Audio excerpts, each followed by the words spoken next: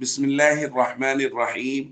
عن أبي شريح رضي الله تعالى عنه قال قال رسول الله صلى الله تعالى عليه وسلم: ولا يحل له أن يثوي عنده حتى يحرجه.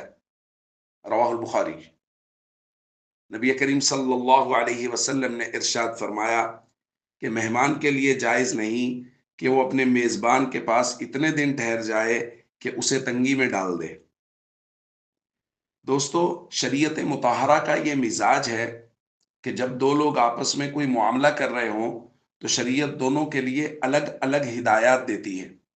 جیسے مثال کے طور پہ ایک آدمی نے دوسرے سے قرض لیا تو قرض دینے والے کو ہدایات الگ دی جائیں گی اور قرض لینے والے کو الگ۔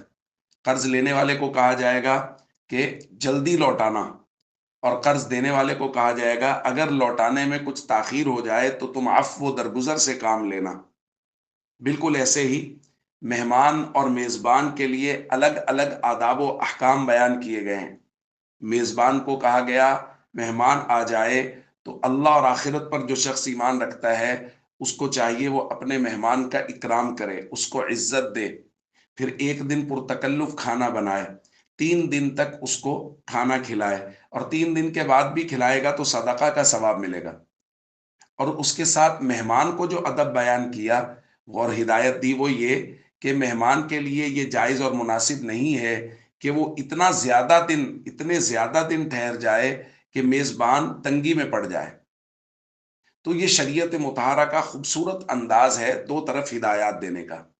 لیکن یہاں یہ بات ذہن میں رہنی چاہیے کہ کچھ مہمان ایسے ہوتے ہیں جو دل کے بہت قریب ہوتے ہیں، وہ تو 2-3 دن میں واپس جانے کی بات کریں تو ویسے ہی دل بجھنے لگ جاتا ہے۔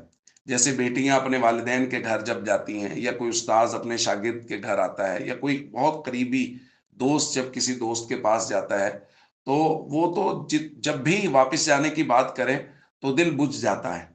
تو ان مہمانوں کی بات نہیں ہو رہی۔ عام اگر کسی جگہ کوئی مہمان چلا گیا ہے تو مہمان کو ان ہدایات کا خیال کرنا چاہیے جو شریعت مطہرہ نے مہمان کو دی ہیں کہ وہ جتنی جلدی ہو سکے وہ واپسی کا سفر کرے، اور میزبان کو ان ہدایات پر عمل کرنا چاہیے جو شریعت مطہرہ نے دی ہیں کہ وہ ایک دن تک پرتکلف کھانا بنائے اور اس کے بعد جو گھر میں پکا ہے وہ مہمان کے لیے حاضر کریں۔